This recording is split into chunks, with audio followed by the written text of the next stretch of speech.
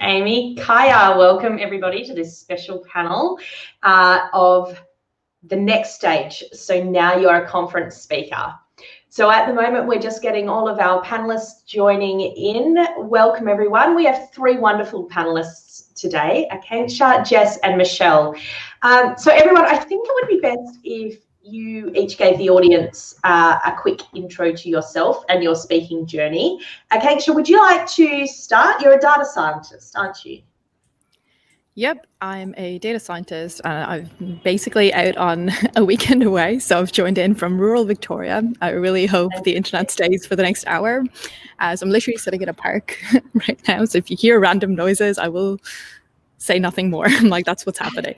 But yeah, I am a data scientist in Melbourne and I essentially started speaking about 2 years ago, give or take, I think. Who knows what time is anymore with lockdowns and everything that's happening in life.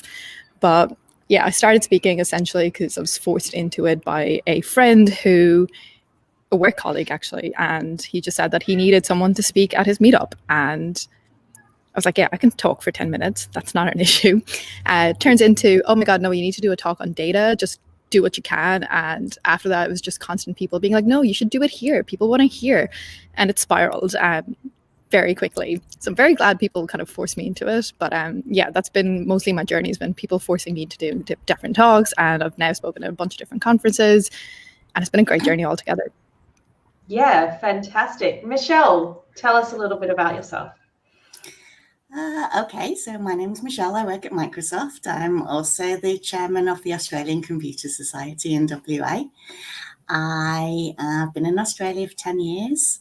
When I came to Australia, I was so terrified of people.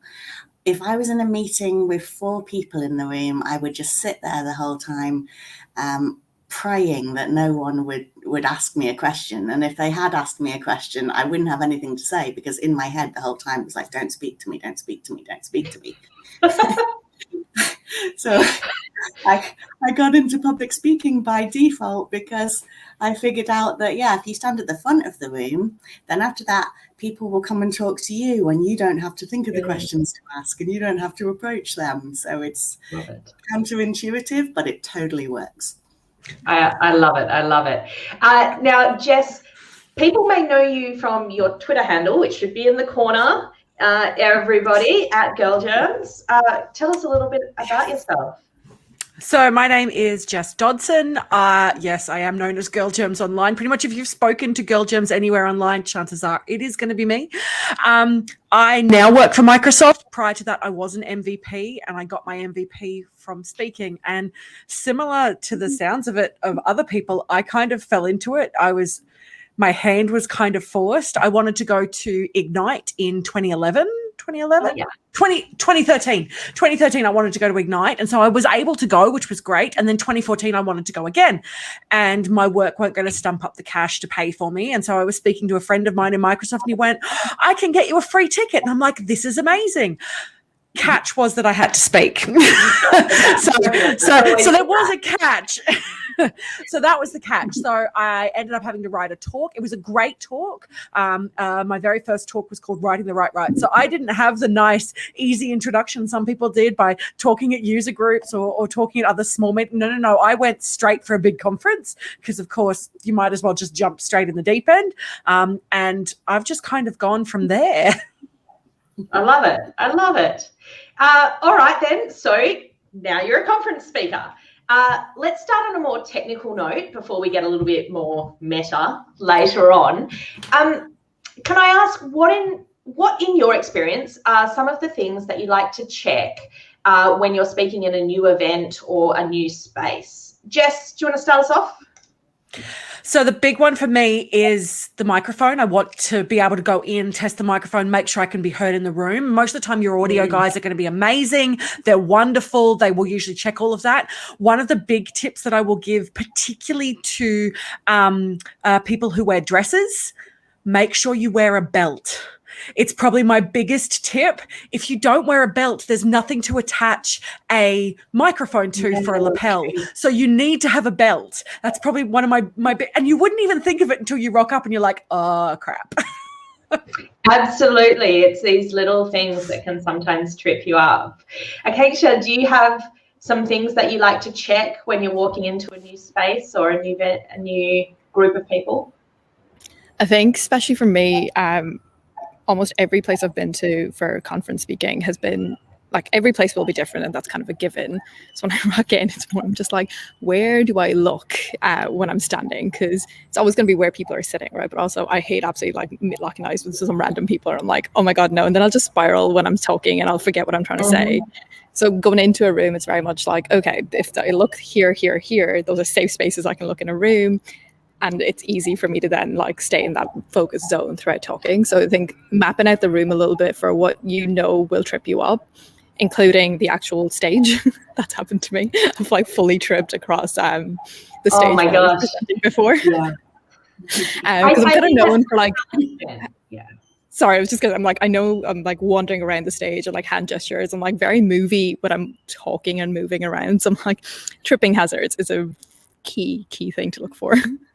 Yeah, that's a fantastic thing. I have a particular friend who likes to come into the space a good half an hour prior and sit there and just connect and know that they're safe in that space, and they've mapped where the exits are and where to look, and they've asked people to sit in particular positions so that they can find friendly faces throughout. Michelle, what are some of your tips when you're moving into that space? Well, you're kind of saying it just there, but so you can't always. There isn't always a lot of time, depending on where you are in the conference one sheet, to check all of that out between sessions. You know, you might be squidged between two other speakers. So if I'm speaking in the morning, I will be there first thing in the morning, like an hour before the conference has started, so that I can go into my room and stand on the stage. And indeed, a lot of that time is me just standing in the middle of that stage and breathing deeply and just staring out into the room and sort of like doing a meditation almost, so that I can feel like, yeah, I'm okay here. This is going to be okay. If there's no one in the room, this is going to be okay. If there's the whole room's full, this is going to be okay. And just breathing and, you know, feeling it. And obviously you test all your test all your tech as well. And yeah, same if it's in the afternoon, I'll be there in the lunchtime, and maybe I'll do some of my talk to the empty room so that I can, you know, really feel it. I like that. I think it's important to be prepared, and it's important to recognize that you're going to provide a more enhanced talk for other people if you're confident in that space. And that comes from being prepared with your mic and your belt, and whether you're in high heels or you're in flats, or whether you've scoped where the ramp is to get up onto the stage and you've checked for tripping hazards or not. Absolutely. So another technical question I have for you is about that reusing of content. So we talked a little bit throughout today about different opportunities like user groups and conferences. And in Perth, there's so many opportunities to share knowledge. How do you reuse your content that you've worked so hard on? Akanksha? Yeah, I mean, I've definitely done quite a few different things that I have repeated before. And I guess it's a case of scoping out the audience a little bit in terms of, is it in a different place? Like, I mean, I've had that before. I've done the same talk before in Perth, Melbourne and Sydney, and they're all DDD events. So I was like, this is kind of a little bit too much to be repeating, but also it was completely different audiences. And I guess it all comes down to your talks. I think the one that I repeated there was about really making AI accessible and really quickly skilling up in machine learning. But then other talks that I have done would be some like really, really technical product-based talks of like, okay, this is a really cool product. This is how you use it. And with those ones, I mean, especially with the way tech moves these days, like every time I go in and look at a demo for them, something's updated or something's changed. So if you're doing a really technical talk, realistically, there has been some kind of updates on the product that is going to have changed. Your material will change just because tech moves so quickly. So I would say it's like, I am a proponent for repeating them as long as your audience is a little bit different. You're giving something different to each audience. And also the fact that if the material's kind of updated, the product's changed, landscape's changed, go for it. Just put a little bit of a twist on it. It'll take you 20 minutes extra prep for it. But yeah, no, for sure. Make the most of them. Yeah, definitely. You've worked so hard on coming up with this content. Jess, how often are you sort of refreshing talks that you're giving? Again, like what Akanksha said, it very much depends on the content. So if it is extremely technical and things have changed, then there might be sort of like a lifespan for that particular talk. So some of my talks that I've given that are specific around Active Directory security, things have changed.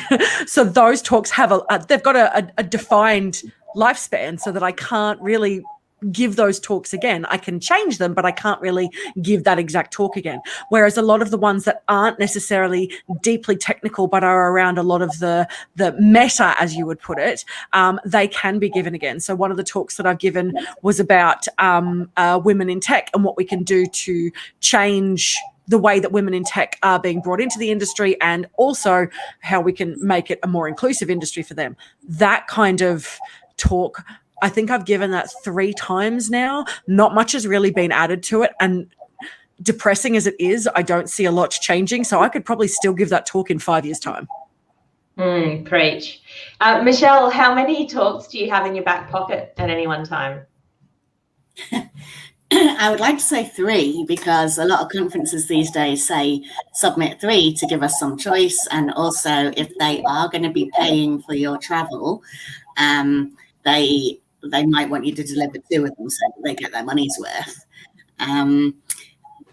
Yeah, but like what Amy said before, which I'm not sure how, it doesn't really give me away as much of a deep dive expert, but what Amy said about submitting a topic that you're interested in and then learning that topic when your talk gets accepted, I really like that kind of pressure for getting me in there. So perhaps there are not that many in my back pocket.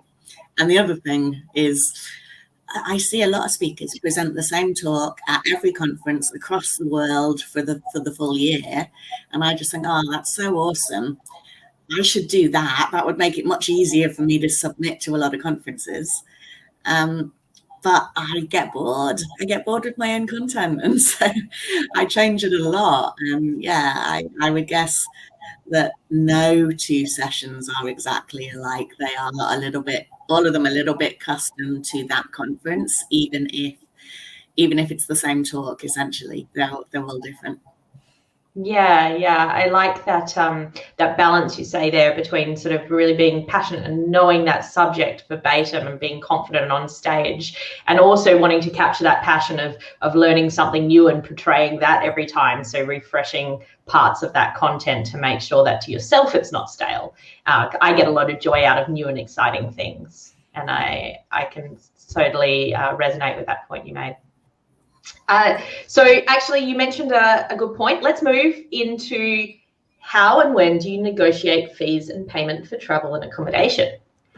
Maybe Michelle will go straight back to you on that point, because you mentioned it just now.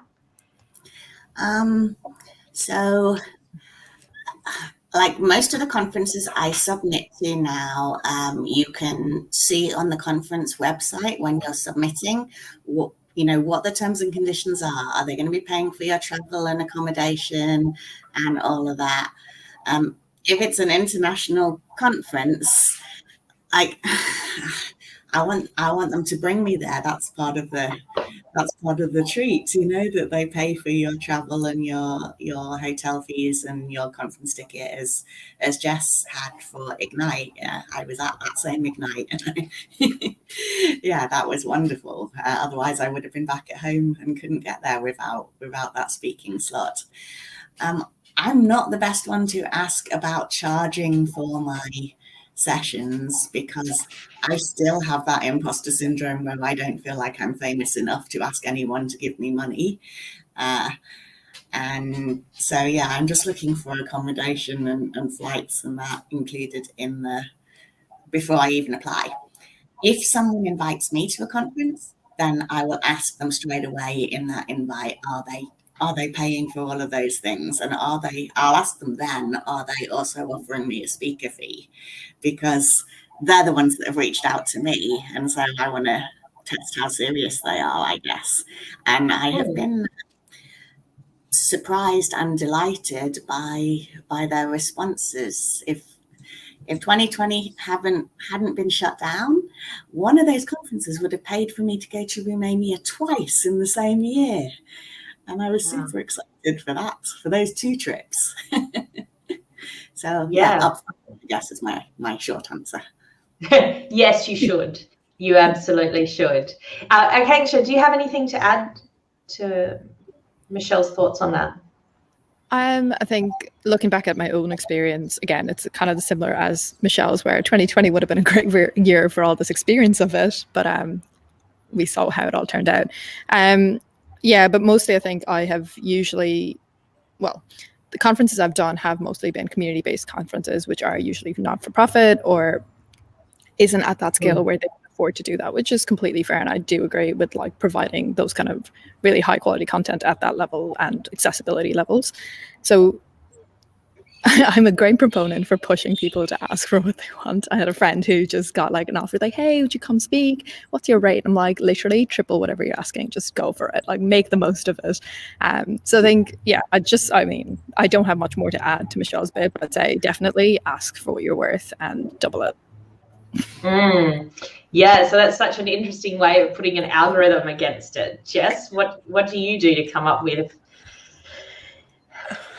I've got to admit, I'm very much in the same boat as Michelle. I have never charged anyone for speaking. I have massive imposter syndrome. I'm like, wait, people are going to pay me to speak? No, that doesn't sound right. So I'm very much with Michelle. As long as I'm getting some T&E, so as long as the travel and expenses are covered and I'm actually getting that accommodation and the travel, then I'm usually happy with that, because at least then they're fronting up for me to come. They want me there. They're willing to pay for that travel for me to be there. It shows that they're invested in some way. I don't think I'm yet at that stage of, here, can you also give me money as well for speaking? I enjoy speaking, and I'll usually only put forward topics that I am extremely passionate about. So I don't have people approaching me saying, I want you to speak on this topic. Or if they do approach me, I'm like, look, I'm not the right person to speak on that. It's not something I'm passionate about. I'm really sorry. You don't want me speaking on that. It's not something I've written myself. So I'm going to come back to some points that Jess and Akanksha have just mentioned there, but I've got a further question that's related in that space. I'm going to segue first into saying no, because Jess, that's a fantastic segue in.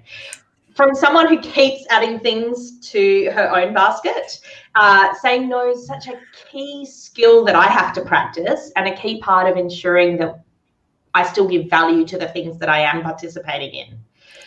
How and when do you say no to speaking, Jess? You've cut a little bit of it there, and I could see that eye roll when I started the question.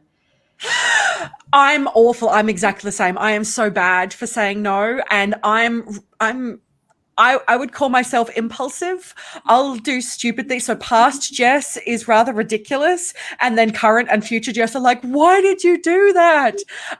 So an example of this, and I've already told Akanksha about this, I don't think I've mentioned it to Michelle. So I submitted some conference talks, just as I call it, for shiggles, and both of them got accepted. So I'm now speaking at both CrikeyCon and OzCert. I really didn't expect to have them both accept. So I don't know, when you have the opportunities, take the ones that really mean something to you. By all means, if you need to juggle, you need to know when you've got too much on your plate. You need to know that it isn't bad to say no. You can say no, but with a but. Look, no, I can't do that, but maybe I could do it next year. Or no, I can't come to your user group this month, but maybe in a couple of months.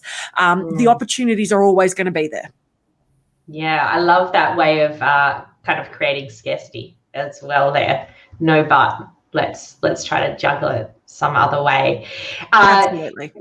Michelle, do you have some tips on how to say no to something? So the one thing I noticed last year was trade shows. So trade shows are not inviting you to them to speak. They are inviting you to pay to speak on the stage. So when you get the invite, it looks like you're getting an invite to a big conference, and you think, oh wow, this is amazing. And because I am, asking them what are they paying for? What are they, what is the fee they are going to give me? And then they immediately turn around and say, no, you have to pay us $20,000. That's easy to say no to. I'm like, no, I do not. I not pay you so that I can speak. You pay me. That's how that works. So yeah, trade show is not interesting. Completely different to conferences. Like everyone else, I do like the community conferences, which do have less money. And so if it was something that I really wanted to go to anyway, so I've been to ones in Melbourne and Brisbane and Sydney, and I've just found a way to sort of be doing something for work over there the week before, so that I only have to pay like the little trip between cities on the East Coast, that kind of thing, so that I can come via it on the way home. Generally, Microsoft is pretty supportive of that anyway, but if they weren't, I would, be able to pay the little bit myself for a great community conference like DDD, of course. Yeah, completely. I love the curse of Perth there, right? Getting to that East Coast. Akanksha, someone who is on the East Coast in rural Victoria at the moment, how do you find saying no to things? Do you? I think it's interesting because at the start, when I kind of got into speaking, I definitely was on that boat of, oh my God, I got to get everything in now. Like, as in, will people ever want me to speak something else again? Or people are accepting all these talks, I might as well just do them. And it's a really easy trap to fall down into. And it's quite sad, I'm not going to lie, when you do, because then it's kind of your own insecurities playing in a little bit. We're like, well, this is the time, make the most of it. So I would recommend kind of sticking away from that. But also, I mean, if you've got the time, go for it. Make the most of it as much as you can as well. But you never know when it's going to be in 2020. Exactly. That's literally it. You never know when 2020 ruins all your plans. But I think for me, especially recently, what's happened is I'll say yes months in advance to things. I'm like, of course, that sounds great. And I'll never check my calendar ahead of time where I'm like, it's in like February next year. It'll be fine. Things like this week where I had 18 different things on, I'd say, just because I'd agreed without looking. But like looking at my calendar is becoming a more active thing I do now before saying yes. And it helps. I said no to something the other day and I was like, yeah, oh, thank God, I've saved myself from something else now. This is good. But yeah, I think just live your life on a calendar and just get used to that kind of life. You'll be fine. Yeah. Scheduling can certainly be something that really saves me sometimes. So I feel like the last two questions dovetail into my next. I'm going to ask Amy to pop a link to Tatiana Mack's excellent speaker writer in the chat. And I'd love to hear your opinions on speaker writers. Do you have any non-negotiable points when you are agreeing to speak at a conference? Michelle, I'm going to start with you. I remember seeing that speaker rider, and like Tatiana Mack is like, she's like a legend. She's so amazing. She has a really great 11T tutorial as well, which I totally recommend people follow. That's really super precise, exactly what she will do and what she will not do and what she expects. And that's a beautiful way to get clarity around things. But I'm not, I'm definitely not there yet. First of all, I don't care that much about a lot of things. I want you know what? The code of conduct. That's the thing. They need to have a code of conduct. If they don't have a code of conduct, then that's a huge concern.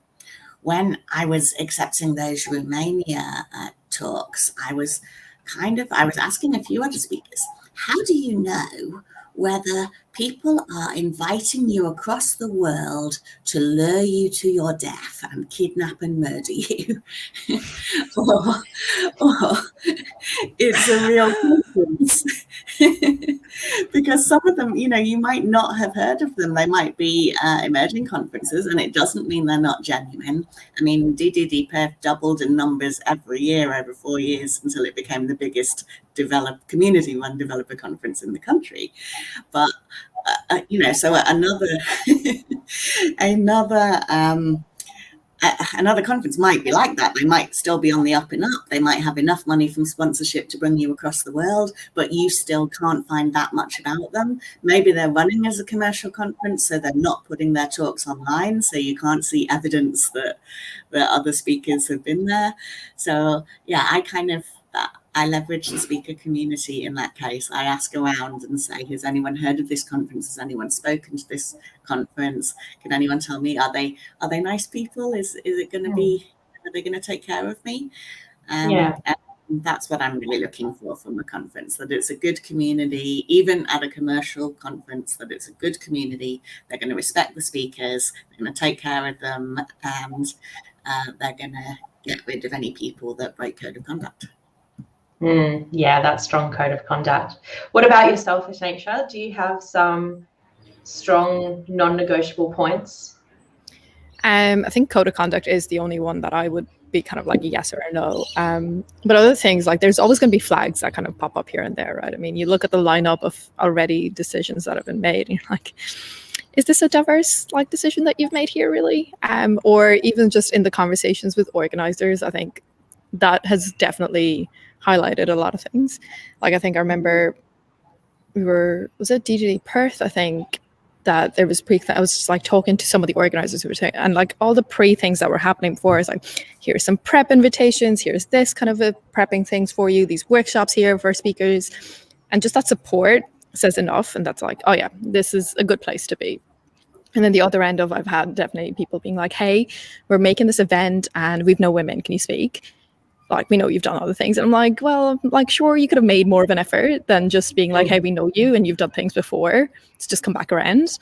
So those kind of flags kind of pop up here and there. And it is important to start recognizing them a little bit. So that's kind of where, my hard no, the hard yes or no is definitely the code of conduct. After that, it's more trying to recognize flags here and there with the organizers usually, and what other people's experiences have been, as Michelle mentioned. Completely. Jess, what are some? Oh, I think you're on mute at the moment, Jess. You might have had some. There we go. Yeah, no, all good. The code of conduct for me is probably the big one. So making sure that there is a code of conduct and that it's enforced, that it's not just lip service. The diversity one, I have been approached as, we don't have any women speaking and we were wondering if you'd speak. And I'm like, I don't mean to be rude, but I'm not a diversity pick. You want me to speak because you want my technical content or you want the talk that I've created. You don't just pick me because you want a woman on your stage.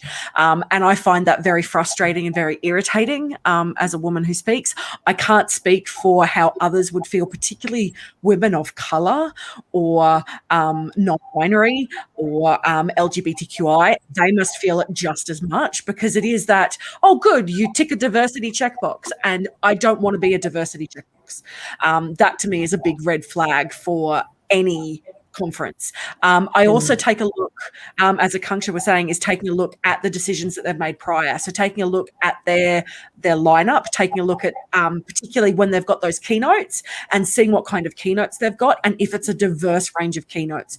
If it's not, and it's exceptionally homogenous, I'm usually not interested in being involved. Yeah, great, strong things there. So let's flip this. How can we use our power for good? Once you've got a few conference talks under that imaginary belt or real, if you're in a dress, what can we do with this power that we've been given? Who would like to go there? Akanksha. I think, and I've definitely done this where I'm like, oh, you are, and this is definitely in those times where they've been like, hey, we just can't find women speakers. I'm like, what an absolute joke. Let's sit down and have a conversation here. This is not acceptable. And I mean, anytime someone says that, I'm just like, what have you done? And their answer is usually nothing. it's just so irritating to hear that, honestly. Like, I mean, you've put zero efforts in and expect someone else to do it is just so unacceptable. But in from that power end of it is like, well, it's lucky to be in that sense of a few organizers know that I do presentations around the AI talks and stuff.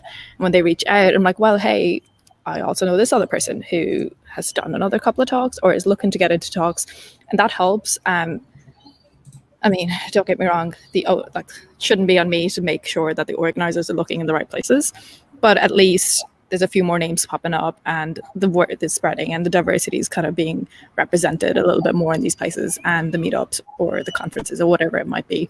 So from that end of it, it's just, it's trying to get the words out there to other organizers. And really, I mean, at this stage, it's just becoming, this is how you look for them, by just asking and putting the word out there. Just start doing the basics and you will find them, because there's so many other people out there, not just women, just the diversity range just goes so far, right? I mean, there's so many people out there, make the tiniest bit of effort, and I'm sure you will have no issues at all. Yeah, I can just hear that passion in your voice there around that subject. Michelle, how do you use your power for good? So I guess unless a conference or a user group or, an organizer has a reputation for enabling a toxic environment, and it seems like, that people, they allow people to say inappropriate things from the stage and all of that, I tend to give them the benefit of the doubt around them wanting to change, and that, it has been years and years and years that the tech environment has been filled with white dudes, and maybe they have only just noticed that and want to do something about it, but they are absolutely clueless. So, rather than thinking that they are lazy and inept and unwilling, I prefer to think they're just clueless, and I will try and help them. So I will indeed suggest all the other amazing female speakers that I know and say, I'll come, but I need you to get a lot more of these on your one sheet. I'm not going to be the only one at the conference. And these are really great in all of these areas. And here are some, different even websites where you can see lists and lists of great female speakers, and not just female speakers, people of color, people from, LGBTQI communities. And, I'm willing to help you, but, you've got to do a lot more. This is 2021. You're behind the game now. Jess, anything to add on that topic?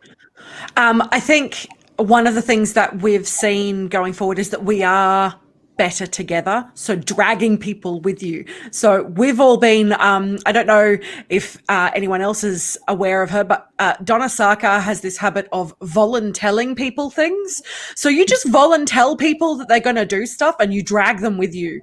So telling people that you're going to nominate them for things, or you're going to highlight their stuff or highlight their achievements, or call them out in your talks for stuff that they've done. So that way you can drag other people in the community who might be a little bit shy or might be facing more of that imposter syndrome, so that you can highlight the good that they're doing. So it's not just the spotlight shining on you, it's on the entire community. Yeah, I like that. Share the spotlight. Go on, Michelle. Can I tell a slightly wicked story so that Jess has just reminded me of? So I remember one time Amy and I were at a YOW conference, and I said, hey, Amy, have you nominated for these Women in Tech award things? You'd be awesome. And she said, oh, no, I feel embarrassed to nominate myself. I'm not good enough, blah, blah, blah.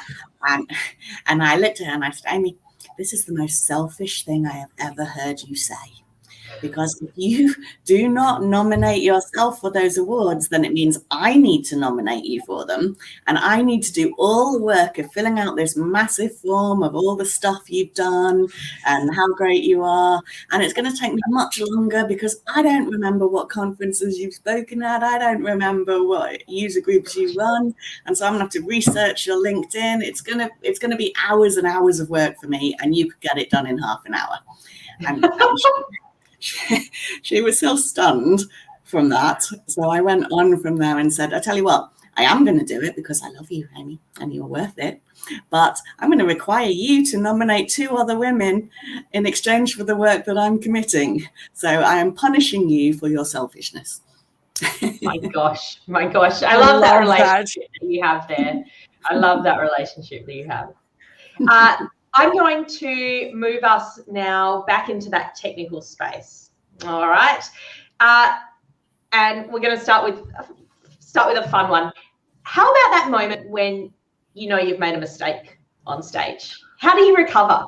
I do this all the time. Do you? Own it. Yeah. Own it. There is nothing you can do. You've screwed up. You just have to own it. And most of the time it does actually break the tension. I found the one thing that you tend to be, you're so nervous and you're so stressed about getting up on stage. The big thing to remember is that the audience wants you to succeed. So they want you to do well. So you don't have to worry about it. And those screw ups, they usually kind of bring the level of the tension down in the room. The audience knows that you're fallible. You know that the audience is cheering for you. So it's kind of that moment to go, I've screwed up. It's okay. Let me start again. It's all good. Yeah, I love that. You know, the recent the idea in TikTok marketing at the moment is be fallible and be authentic and bring that whole self and don't look too polished and then people resonate. I think that's entirely true in that conference space. Akanksha, how do you deal with mistakes on stage? It's the exact same. I laugh at my own awful jokes sometimes. I'm like, lol, brain's gone. Let's just take a minute. But like literally, I mean, get the audience along with you, and they will back you up. They're there for a reason, right? I mean, they made the choice in a conference with 6 other talks on at the same time to come sit in the room that you're in and you're presenting, and they want to hear what you want to say. It's just accept it, and they'll be okay with it. They will back you. Just, I think, yeah, it does come into a little bit of, oh my God, that imposter syndrome. We're like, oh, these people came to see me, and I am not living up to anything. You'll be fine. They will trust it. And like, I mean, I think it goes back to, it just brings everyone down to that human level, right? It's what people here to see. And I mean, in tech, people forget that we are human sometimes. It's just, oh yeah, this new cool technology. So it does add that little bit of kind of more authenticity to your talk anyway. So I think, I mean, I like it. I like when people mess up sometimes. I'm like, yes, this was even better. Yeah, definitely. Michelle, any quick words there? I don't think anyone ever thinks I'm really cool. I wish they would, but no. Generally, I am up there and I don't know whether the audience are laughing with me or at me. And I'm generally laughing the whole way through as well. So when I make a mistake, I laugh. I just laugh and everyone else is laughing and it's fine. You know, if you're enjoying yourself up there, your audience enjoys it. Even if they got nothing technical out of my talk, they would have had an entertaining time during my session. And I just think, yeah, well, the tech fails. If nothing gets through, at least they don't feel like they've wasted an hour because they've had some fun and they weren't bored. So I just laugh. And Jess's sessions, it's kind of, people laugh as well, but probably because she's swearing so much. How dare you? How dare you? I would never do that. We can't get through this whole thing without bringing that up, Jess. I've got to admit, someone's got a swear marker somewhere, just checking to make sure that I'm not going to say something bad. And look, I think there's swear jars today as well.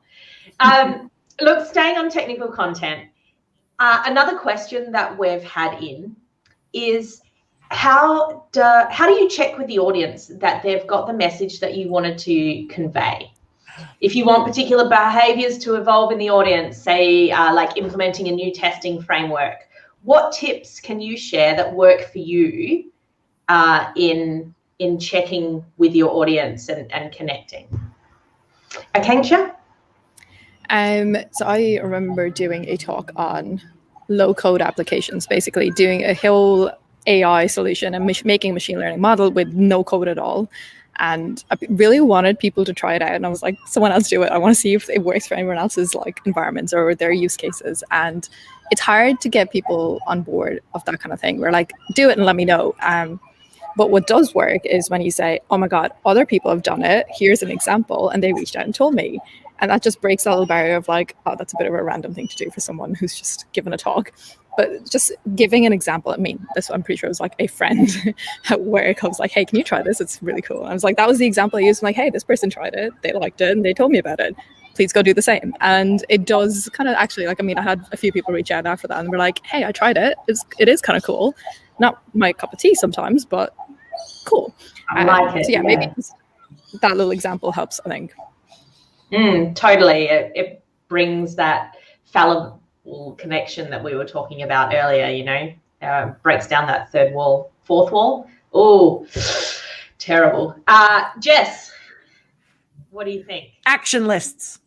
You give them actions to take away at the end. You want them to be doing something. So at the very end of your talk, what do you want them to do? And don't make it huge. You don't want them to change the world. You don't want them to go out and reinvent themselves. You want them to change, even if it's just one small thing. So at the end of almost all of my talks, it's just, I want you to take one small thing away, be it, and I'll give examples of the things that they could do and that they can take away from what I have spoken about, that they can then implement in their own environment or their own lives or the way they interact with people in order to continue that action going forward.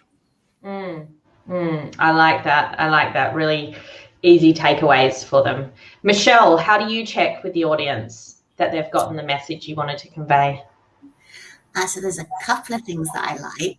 I like the technique of starting by asking them easy questions early, so they get used to the idea that there's interaction, that you're going to not have them sit in silence for the whole time.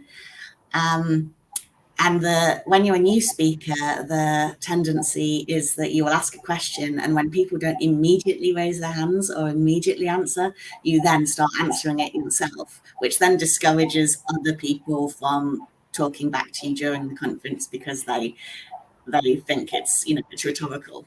So, you know, ask them. I do all my favorite talks last year were like bot talks, and so I would say, who's built a bot before? Who would like to build a bot? What have you used it for? You know, easy questions that some people in the room will be able to say yes to and will be able to give an example. The other thing that I do, apart from the questioning, is you can automate your tweets during a conference talk. And if you have practiced your conference talk, you know what slide you're going to be on at what point in the session, or roughly. And so you can do this little thing where you say, there's no need to take a picture of that slide. I've literally tweeted that out just now by blinking my eyes.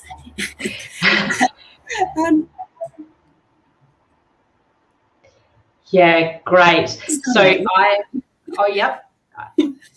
Was it really from blinking her eyes? Who knows? Yeah, and then they will engage with those tweets if they're on Twitter. They will reply to them. They will retweet them. They will, you know, and I am generally, those tweets are resources that I'm tweeting out. I'm tweeting out slides, or I'm tweeting out links to the deck, or I'm tweeting out links to other people's stuff. Other women in tech who have great stuff on that same topic, tweet stuff out about them during your session. So yeah, raise people up while you're also raising yourself. And in fact, all those other women speakers will do you a solid as well, and they will retweet your tweet because you're tweeting about their content, but it also raises you as you raise them. So it's win-win-win. Absolutely. So actually another part on that, Michelle, we spoke earlier about using your power for good, and all of our answers were about the community and the industry and what we can do in that space. And you just mentioned something there about using your power to, you know, help yourself as well and in your career. How have you found that your conference work and offering to share knowledge in that space has been reflected in your, you know, your general work that you do? Can you see real benefits there? Can you see? Yeah, definitely. Oh, yes. Yeah, from Jess. Oh, yeah. So I was a nobody I was kind of like, I had like maybe 30 or 40 people that I knew personally who followed me on Twitter. I then started speaking at Ignite and then spoke again at Ignite and spoke at a couple of other conferences. I got my MVP. And from that, just due to the fact that I had that knowledge sharing, people in the community knew who I was, I'm pretty sure that that was the backbone of me landing my role with Microsoft. So having that community-centric focus, having that knowledge-sharing focus is pretty much what I do for my job. Yeah, that's great. It's really, really a close synergy going on there. Akanksha, I know that you've probably got some sound background in there, so if you find it a little hard to share your experiences, we do understand. But do you have anything to add in that space? I'd say the exact same thing. Sorry, it's just like started pouring rain out here. So this is just, what a great day. I swear I knew this was happening. This wasn't just a random decision to leave while this presentation was going to happen. It was, anyway. I literally did a talk this week about the power of community.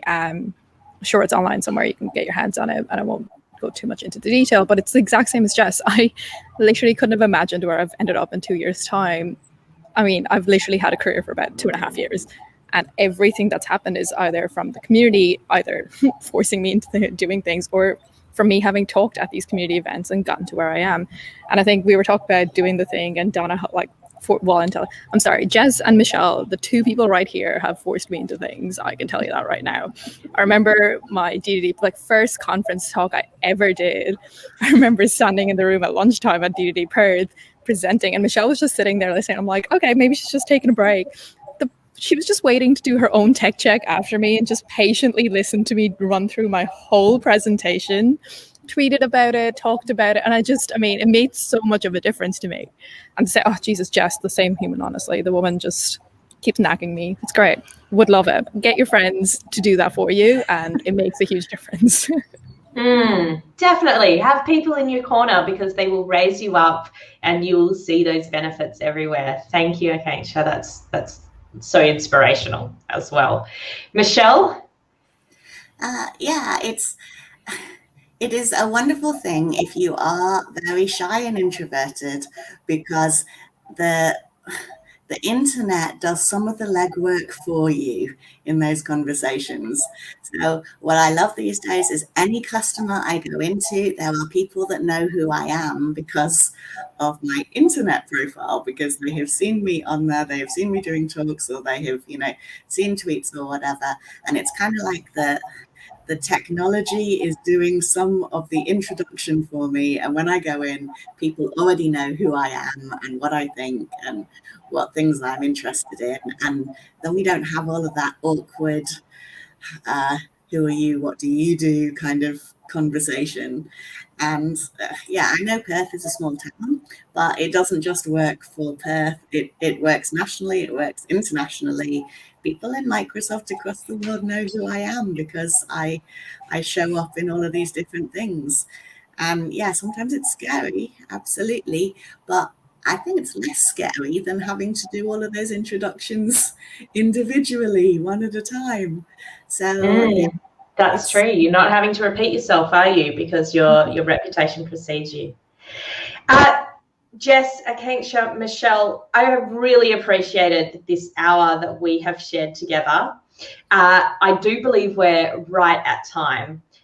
Thank you so much for spending some time sitting in a park or out of your busy schedules. I hope you get to catch some of the other sessions today. I actually saw that Tatiana is on our sheet today, so that'll be a fantastic talk. And I believe we've got Rebecca Jackson up next, which should be exciting.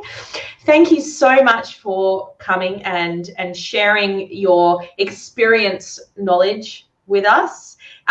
Anybody that is watching on this channel, you can find out more and connect with any of us via our Twitter handles. They're all available in the corner on here. And so I really hope to hear from you and maybe continue the conversation as we move forward. So I am currently waiting for Jack or Amy to come online and maybe finish up with us. But thank you once again. Are there any final comments from the panel? Such a privilege to be amongst these cool people. Yeah, it is definitely true. Jess, I think you're on mute. I keep forgetting to turn myself off. Just be passionate about what you're doing when you're speaking. That's my big one. And Yeah, definitely. from today's experience, it's just you can kind of present from anywhere you want. Make the most of it. You might have spiders crawling across your screen, but I swear it's worth it. I love it. I love it. Thank you so much, everyone.